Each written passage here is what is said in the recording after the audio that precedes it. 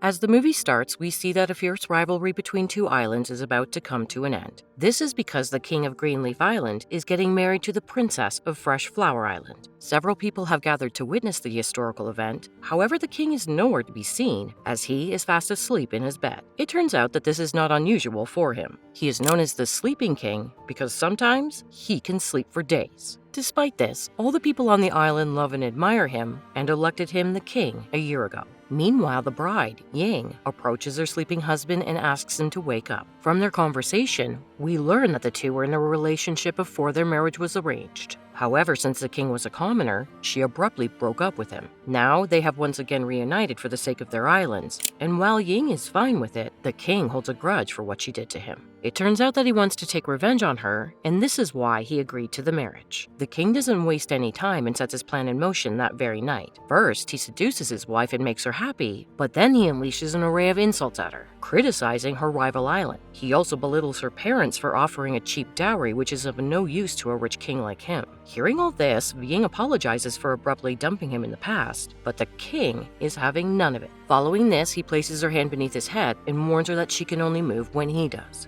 Ying is distraught that she has to go through all of this just because of something she did in the past. But surprisingly, unbeknownst to her, the king is still in love with her. Deep down, he is elated that he can finally spend time with the love of his life. In the next scene, we are taken to a club where a beautiful dancer is captivating several customers around her. Surprisingly, when her face is revealed, we learn that she looks exactly like Princess Ying. The next morning, the king continues making his wife's life difficult. Poor Ying asks that they can forget the past and move on with their lives, but the king becomes belligerent. To apologize, Ying quickly praises his appearance, saying that he is the most handsome man on the island. However, the king once again takes it as an insult and chastises her. He wants to make her feel bad every chance he gets. The same day, the king decides to inspect a construction site and Ying decides to join him. As they walk, she holds his hand so people won't suspect their strained relationship. However, when the king continues tormenting her, Ying decides to fight back. She deliberately feeds him a sour tangerine, embarrassing him in front of everyone. Next, we are introduced to General He Shi. He was a candidate for the throne, but the Sleeping King prevailed over him marginally. The general was not satisfied with the result, believing that he was more worthy of the title. However, over time, he slowly accepted his new king. One afternoon, he is at the club when his eyes land on the dancer. He recognizes her as Ah Ying and runs to meet her. However, by the time he is downstairs, Ah Ying has left the stage and is nowhere to be found. Back in the palace, the king is working late, so Ying goes to his office with food. She also brought 15 roses to express her apologies for feeding him sour tangerines. As expected, the king doesn't appreciate her efforts, and instead, he asks her to feed him. Annoyed, Ying puts the soup near his mouth but pulls it away when he is about to consume it. The king scolds her harshly and tells her to sit with him as his servant. However, Ying refuses. She says that they are each other's servants as husband and wife. At night, the back and forth continues, and the king asks her to lay down her hand yet again. A while later, Ying walks outside but returns with an incense stick for mosquitoes to deal with the mosquitoes that have been bothering her husband.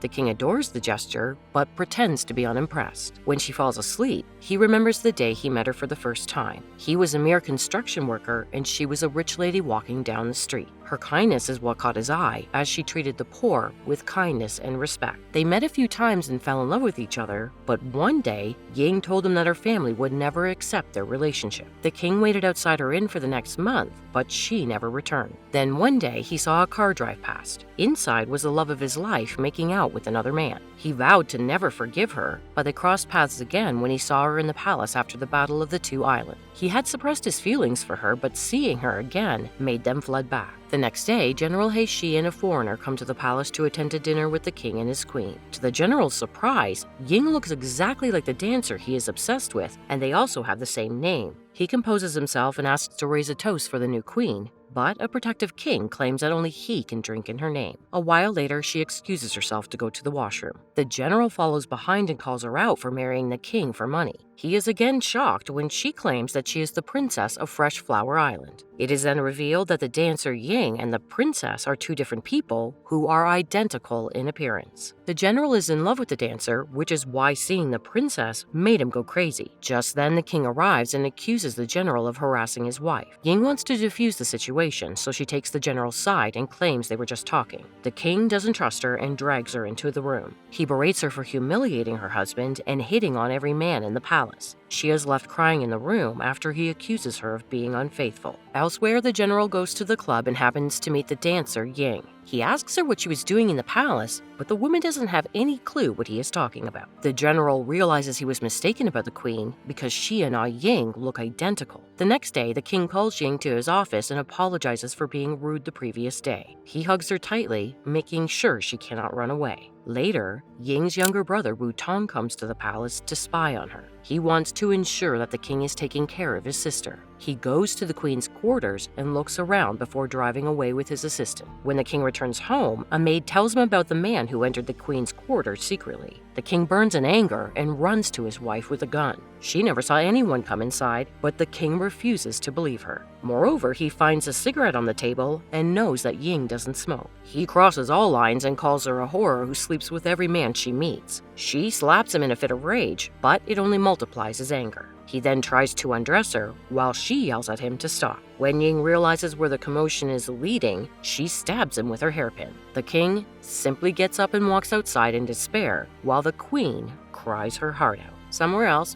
Wu Tong is in a restaurant where he hears two people talking about how the queen never smiled. The information is enough for him to want to save his sister. He runs to her quarters in the palace and finds her with blood on her clothes. Even though it's the king's blood, Wu Tong can no longer let Ying stay with him. They pack her belongings and leave the palace. Later that day, the king finds out that his wife got into a car with a man and left. He sees red and orders the guards to follow the car. They surround Wu Tong with guns, and the king realizes that Ying is with her brother and not a lover. Still, he cannot forget everything else she has done. He holds Wu Tong hostage for trying to kidnap his wife and brings Ying back to the palace. She begs him to set her brother free, but the king remains adamant. This causes a huge argument between the two. The king claims he will let Wu Tong go if she admits to making love to a man in a car 2 years ago. Ying has no idea what he is talking about, but she does what he says. She is even made to admit that she had an affair in front of the entire town, while her husband stands smugly, unaware that she has been nothing but loyal to him.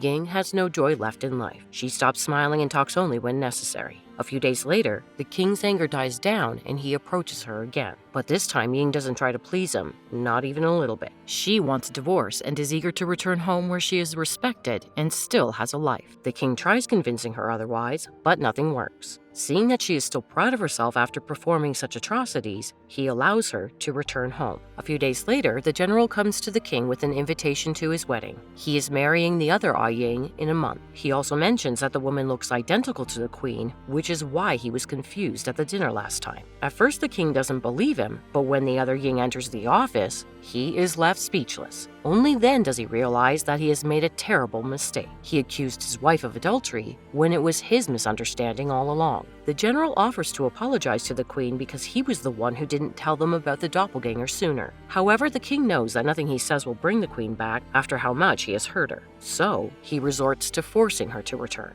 Without wasting time, he goes to meet Wu Tong again and stops his car using his guard. Wu Tong, on the other hand, slaps him in the face, accusing him of hurting his sister. The king accepts that he has been wrong, but promises to treat her better if she returns home. He also admits that he is in love with her and is willing to do anything to get her back. After confirming that his feelings are genuine, Wu Tong agrees to help. In the following scene, Ying gets a message from the king saying that he has kidnapped Wu Tong and will only let him go if she returns to the palace. Ying has to reluctantly agree to meet him again. But when they do, she points a gun at him, ready to kill him to get her brother back. The king knows that she loves him as much as he loves her and isn't scared of the gun. In the end, he brings her back home and starts apologizing every day. He makes her food, brings her flowers, and speaks lovingly to her all day long. Eventually, Ying softens to his efforts. Still, she doesn't make his life easy, accusing him of calling her ugly and starting fights like he used to do with her. On the first snowfall, the king kneels down in front of the entire town and apologizes to clear his wife's name. The people admire him for accepting his mistake and sympathize with the queen who was falsely accused. One day, Ying pretends to have a severe stomachache. Her motive is to simply trouble the king.